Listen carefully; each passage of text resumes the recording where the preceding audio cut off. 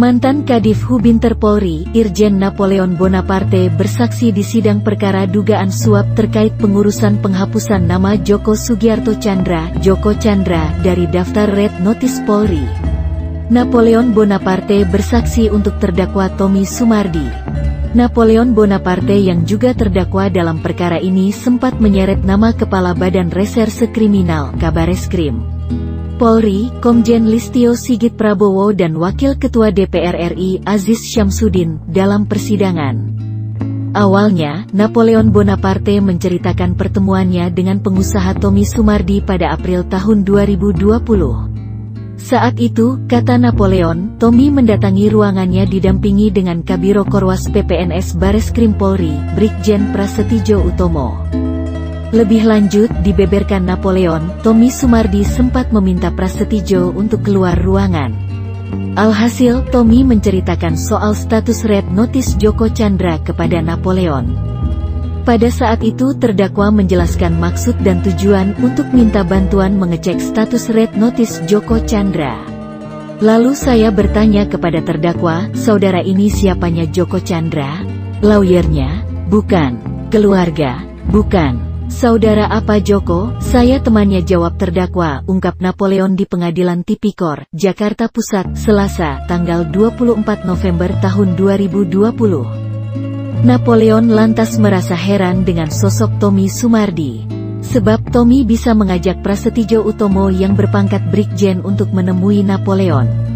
Saat itu, sambung Napoleon, Tommy menceritakan duduk perkaranya hingga bisa membawa Prasetyo bersamanya.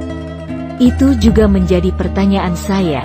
Kok bisa ada orang umum membawa seorang Brigjen Pol untuk menemui saya, dan Brigjen ini mau, katanya. Napoleon sempat kaget ketika mendengar cerita Tommy.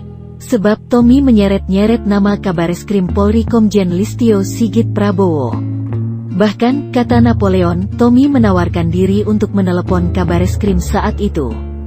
Lalu dia bercerita, terdakwa yang mengatakan ini bukan bahasa saya, tapi bahasa terdakwa pada saya, menceritakan kedekatan beliau, bahwa ke tempat saya ini sudah atas restu Kabareskrim Polri.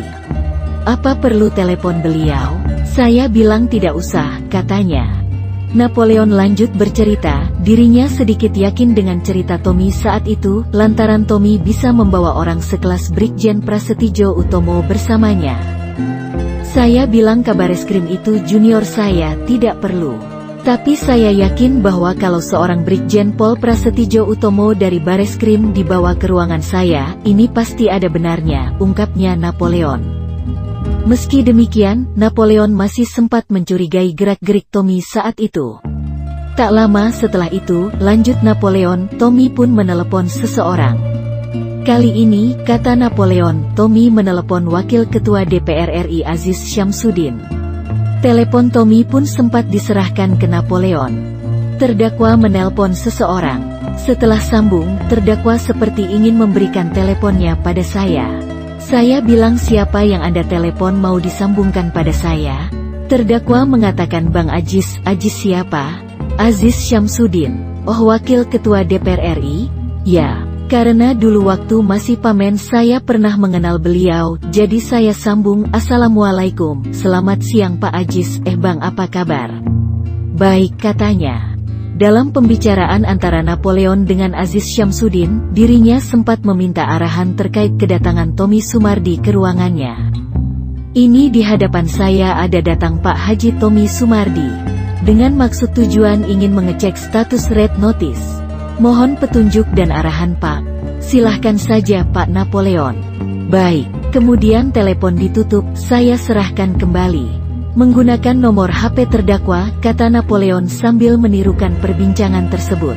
Dalam pertemuan itu, lanjut Napoleon, Tommy Sumardi juga bercerita banyak soal kedekatannya dengan Kabareskrim Listio Sigit.